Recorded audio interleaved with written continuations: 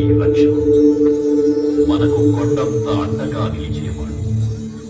మనసులో తలచిన వెంటనే గుండెల నిండా ధైర్యాన్ని నింపగలిగే మహాయోధుడు, అభయహస్తంతో ఎల్లవేళలా మనల్ని కాపాడి ఆ పవనపుత్రుడే ఇప్పుడు మనసారా స్తుతించుకుంటాం. శ్రీ పంచముఖ ఆంజనేయ స్వామిగా అవతారమెత్తిన కథ దృశ్య రూపంలో తిలకిద్దాం రండి.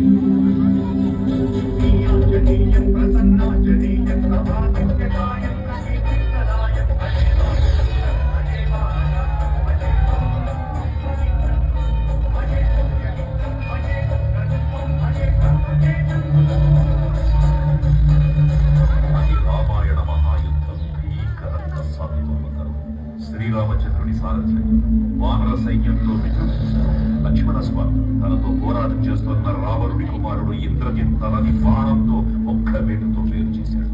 ఇంద్రజిత్ మరణిత రావణుడు ఆవేశంతో ప్రతీకారం కోసం పాతాళ లోకాధిపతి తన సోదరుడు అయినటువంటి మహిరావణుడి సహకారం కోరాడు.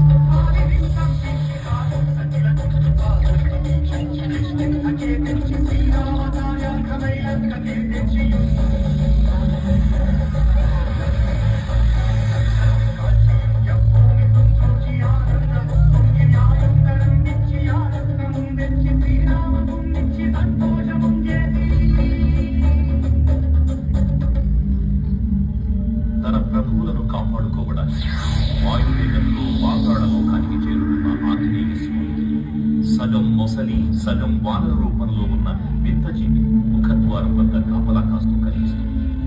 ఆ జీవి మకర ధ్వజుడు అనే తన పుత్రుడని మహాసముద్రాన్ని దాటుతుండగా నీటిలో పడ్డ స్వేదవిందు ఒక మొసలి గ్రహించడం వల్ల జన్మించాడని తెలుసుకొని ఆశ్చర్యపోతాడు.